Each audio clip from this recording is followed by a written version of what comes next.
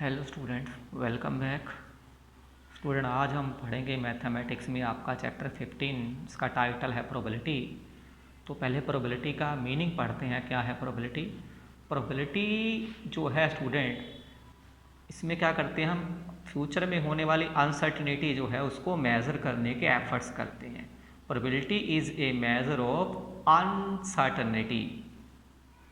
An event may happen और not happen, कि एक इवेंट जो हो सकता है हो जाए, हो सकता ना हो जाए, ना हो, तो वो प्रोबेबिलिटी है। तो random experiment is an activity which when repeated under identical condition. अब स्टूडेंट पहले रैंडम एक्सपेरिमेंट आपको मैं बता देता हूँ रैंडम एक्सपेरिमेंट क्या है। स्टूडेंट, जैसे सपोज आप एक कॉइन टॉस करते हैं बिना किसी पार्शियलिटी के, बिना कॉइन को छेड़छाड़ किए फेयरली कॉइन को टॉस करते, हो सकता है हेड भी आ सकता है, हो सकता है टेल भी आ सकता है। तो आपका वो कॉइन टॉस करने वाला एक्सपेरिमेंट है वो रैंडम एक्सपेरिमेंट है। अब उस रैंडम एक्सपेरिमेंट को यानी कि टॉस करोगे, कॉइन हेड आएगा या टेल आएगा, फिर टॉस करोगे, हेड आएगा टेल आएगा, इस तरह से आप अपने एक्सपेरिमेंट को बार बार रिपीट करते हो। बार बार रिपीट करते हो तो आपको जो है जो भी रिज़ल्ट मिलेंगे वो सभी रिज़ल्ट जो होंगे उस एक्सपेरिमेंट के, वो रिज़ल्ट जो है आउटकम्स कहलाएंगे। Results of an experiment are called outcomes. इसके अकॉर्डिंग प्रोबेबिलिटी को दो पार्ट में हम डिवाइड करते हैं, एम्पिरिकल प्रोबेबिलिटी और दूसरा थ्योरेटिकल प्रोबेबिलिटी। स्टूडेंट, पहले एम्पिरिकल प्रोबेबिलिटी पढ़ते हैं। Empirical probability is based on what has actually happened in experiment. It mean इसमें एक्चुअल में एक एक्सपेरिमेंट किया जाता है, एक एक्टिविटी की जाती है, उस एक्टिविटी से जो कैलकुलेट किया जाता है कि क्या पॉसिबिलिटीज़ हैं। जैसे आप एक कॉइन टॉस करते हैं तो 2 बार, 4 बार, 6 बार, 10 बार कॉइन टॉस करते हैं, 50 बार टॉस करते हैं, हर बार हेड आ रहा है या टेल आ रहा है, आप उसका रिजल्ट जो नोट करते चले जा रहे हैं, वो आपका हो गया एम्पिरिकल प्रोबेबिलिटी। सपोज जैसे स्टूडेंट आपने एक कॉइन टॉस किया, 4000 बार आपने कॉइन टॉस किया तो आपको 1000 बार हेड आया, तो आपकी एम्पिरिकल प्रोबेबिलिटी ये कहती है कि हेड की प्रोबेबिलिटी क्या है, कितनी बार हेड आया, 1000 बार, बटा टोटल टॉस कितने हैं, 4000, तो इससे 0.25 जो है आपकी एम्पिरिकल प्रोबेबिलिटी है। अब यहाँ 0.25 है।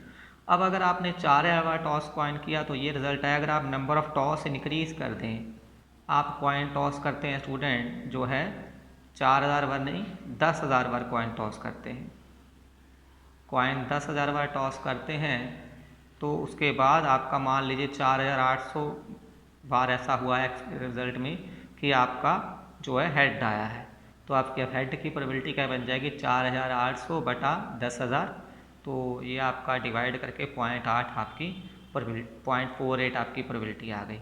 इट मीन क्या हुआ, पहले 0.25 थी हेड की प्रोबेबिलिटी, अब बढ़ के क्या हो गई, पहले क्या थी स्टूडेंट 0.25, अब बढ़ के क्या हो गई 0.48। इट मीन जैसे जैसे एक्सपेरिमेंट बढ़ रहे हैं, नंबर ऑफ ट्रायल बढ़ रहे हैं, 4000 से 10,000 पे पहुँचे, आपकी हेड आने की प्रोबेबिलिटी इंक्रीज़ हो गई। इस तरह से टॉस बढ़ाते जाएंगे तो आपकी हेड की प्रोबेबिलिटी लगभग 0.5 के आसपास पहुंच जाएगी। 0.5 में एक्सपेरिमेंट रिपीट करते हैं तो उससे प्रोबेबिलिटी इंक्रीज होकर लगभग 50% यानी कि 0.5 के पास पहुंच जाती है। तो ये स्टूडेंट हुआ आपका एम्पिरिकल प्रोबेबिलिटी। तो उसके बाद आगे है, ये मैंने वही लिखा जो 0.5 के आसपास पहुंच जाती है। अब थ्योरेटिकल प्रोबेबिलिटी। थ्योरेटिकल प्रोबेबिलिटी में स्टूडेंट हम एक्चुअल में कोई एक्सपेरिमेंट नहीं करते हैं, कोई कॉइन टॉस नहीं करते हैं, कोई डाई जो है वो रोल नहीं करते हैं, डाई लीडो वाली गीटी जो होती है ना जिससे हम लीडो को खेलते हैं, उसको रोल नहीं करते हैं उसको। इसकी जगह हम क्या करते हैं, we will use our knowledge about that situation. हम उस सिचुएशन के बारे में अपनी ज्ञान का इस्तेमाल करते हैं और सम लॉजिकल फार्मूला इस्तेमाल करते हैं to calculate probability of an event. Event की प्रोबेबिलिटी कैलकुलेट करने के लिए हम फार्मूला इस्तेमाल करते हैं। इट कैन बी रिटन, और ये फार्मूला जो है एक रेशियो के रूप में लिखा जाता है जिसमें नंबर ऑफ फेवरेबल इवेंट को न्यूमिनेटर की जगह रखा जाता है, उसे डिवाइड कर दिया जाता है total number of possible event के साथ, टोटल पॉसिबल इवेंट के साथ डिवाइड किया जाता है। तो फार्मूला इसके अकॉर्डिंग क्या बनता है, तो number of outcome favourable to E, यानी कि एक एक्सपेरिमेंट में हमारे फेवर में कौन से इवेंट हैं उसको डिवाइड कर दिया जाता है number of all possible outcome of an experiment. तो यहाँ जो प्रोबेबिलिटी है उसको इस तरह से लिखा जाता है स्टूडेंट, प्रोबेबिलिटी इवेंट को PE, probability of an experiment is defined as number of outcome favourable to E over number of all possible outcome of E। तो इस तरह से फॉर्मूला होता है स्टूडेंट। तो और जो प्रोबेबिलिटी होती है स्टूडेंट, थ्योरेटिकल प्रोबेबिलिटी या एम्पेरिकल प्रोबेबिलिटी, उसके रिजल्ट हमेशा जो है 0 और 1 के बीच में लाई करते हैं, 0 और 1 के बीच में लाई करते हैं। और प्रोबेबिलिटी का रिजल्ट नेगेटिव नहीं हो सकता, माइनस में नहीं आ सकता, 0 से नीचे नहीं आएगा। इट मीन 0 से नीचे हो गया तो समझ लीजिए माइनस हो गया, माइनस में आ गया। प्रोबेबिलिटी का आंसर 0 आएगा या 0 से ऊपर आएगा, लेकिन 1 से ज़्यादा नहीं होगा, 1 के इक्वल होगा या 1 से कम होगा। It mean probability of event जो लाई करती है 0 और 1 के बीच में लाई करती है, 0 और 1 के बीच में लाई करती है।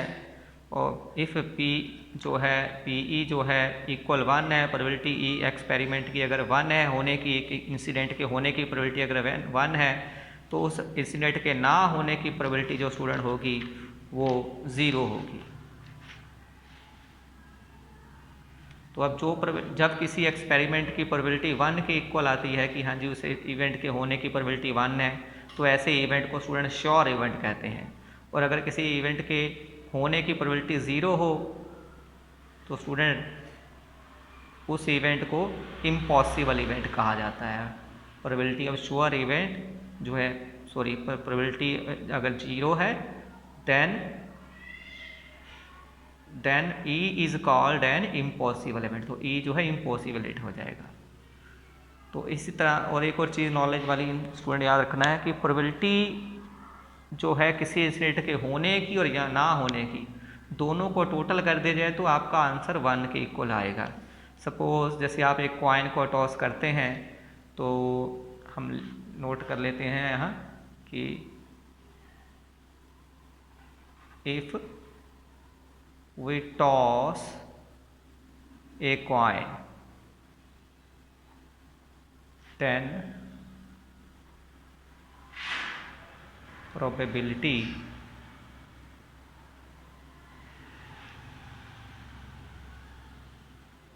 of head, सपोज हेड की प्रोबेबिलिटी जो है 1/4 है। ये हेड की प्रोबेबिलिटी, हेड आने की प्रोबेबिलिटी है, तो प्रोबेबिलिटी नॉट हेड ना आने की प्रोबेबिलिटी यानी कि टेल आने की प्रोबेबिलिटी आपकी जो है 3/4 होगी। अब हेड आने की प्रोबेबिलिटी है, इसको PE लिख देते हैं। हेड ना आने की प्रोबेबिलिटी है P⁻E लिख देते हैं। दोनों का टोटल 1 के इक्वल होगा, 1/4 प्लस 3/4, इन दोनों को ऐड करेंगे अगर तो 3 + 1 4/4, तो कैंसिल करके यहाँ भी 1 ही आ जाएगा।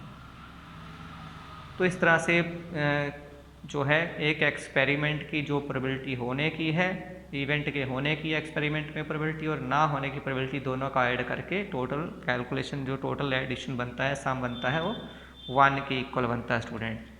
तो अब इससे हमें ये क्लियर होता है कि प्रोबेबिलिटी का अपना जो फॉर्मूला है PE इक्वल वो क्या है, number of outcome favourable to E over number of all possible outcome of an experiment, ये अपना फॉर्मूला हो गया। और प्रोबेबिलिटी का जो रिजल्ट है वो 0 और 1 के बीच में लाई करता है। अगर किसी इवेंट की प्रोबेबिलिटी 1 है तो उसे श्योर इवेंट कहते हैं, और अगर किसी इवेंट की प्रोबेबिलिटी 0 है तो उसे इम्पॉसिबल इवेंट कहते हैं। और प्रोबेबिलिटी 0 और 1 के बीच में लाई करती है। और किसी भी इवेंट की प्रोबेबिलिटी जो है माइनस में नहीं हो सकती है, माइनस में पॉसिबल नहीं है क्योंकि वो 0 से वो नीचे चला गया आंसर। और किसी इवेंट की प्रोबेबिलिटी जो है 1 से ऊपर भी नहीं हो सकती है, ये इम्पॉसिबल है। तो जो है इसके अकॉर्डिंग हम एक क्वेश्चन सॉल्व करने की कोशिश करते हैं। आपकी बुक में से एक क्वेश्चन उठाते हैं स्टूडेंट, जो है क्वेश्चन नंबर आपकी बुक में जो है जैसे सपोज 8th एग्जाम्पल है, तो क्या लिखा है स्टेटमेंट में देखते हैं। A box contain 3 blue 2 white and 4 red ball. एक बॉक्स में 3 ब्लू बॉल है, 2 वाइट बॉल है और 4 रेड बॉल है।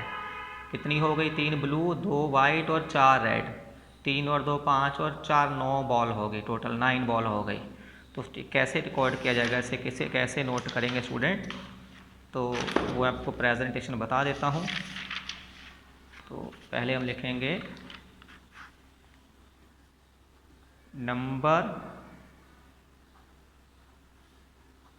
Of blue ball, number of blue ball. Blue ball कितनी थी? उसमें 3 ब्लू कलर वाली बॉल थी। फिर number of red ball, red वाली बॉल कितनी थी? 4 रेड वाली बॉल थी। फिर number of white ball, white colour वाली बॉल कितनी थी? 2 जो है वाइट कलर वाली बॉल है। टोटल मिला के जो आपका टोटल बन गया एग्रीगेट, तो टोटल 9 बॉल हो गया। अब अगर मैं पूछूं स्टूडेंट की रेड बॉल की प्रोबेबिलिटी मालूम करो, यहाँ रेड बॉल की प्रोबेबिलिटी मालूम करनी है, तो हम लिखेंगे अपनी लाइन लिखेंगे favourable outcome, number of favourable outcome, number of favourable outcomes, number of favourable. किसकी प्रोबेबिलिटी मालूम करनी है? सपोज हमने रेड की, यहाँ लिख देते हैं probability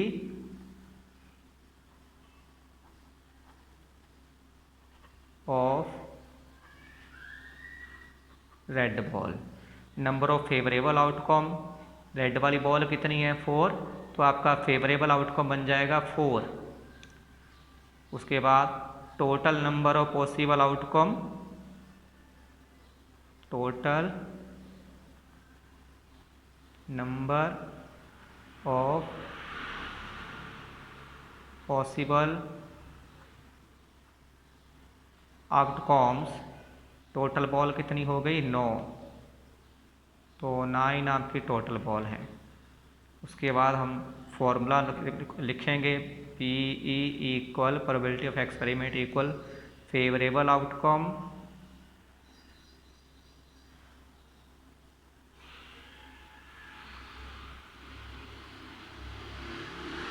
over total possible outcome.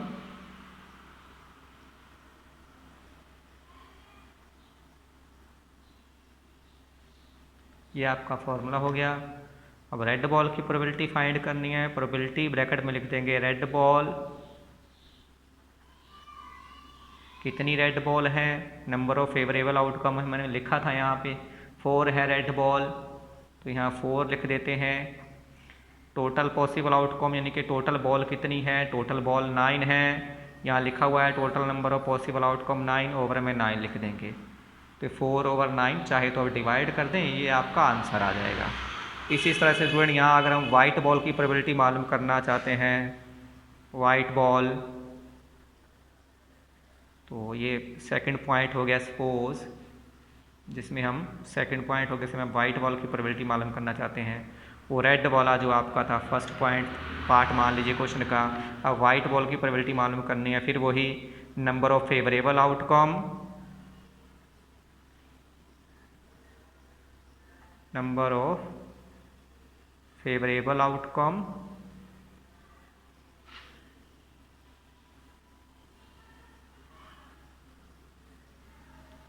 कितनी जो है बॉल अपनी है, वाइट बॉल की मालूम करनी है, सॉरी यहाँ वाइट लिखना है। कितनी वाइट बॉल है? 2। वाइट बॉल की प्रोबेबिलिटी मालूम करनी है ना हमें, तो वाइट वाला number of favourable outcome, white वाली बॉल कितनी है वो लिख देंगे 2। Total possible outcome,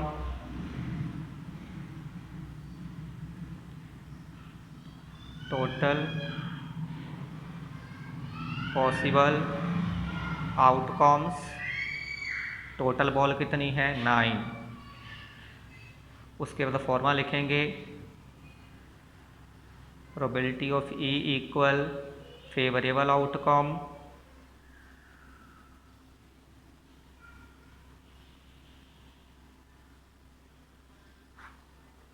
over total possible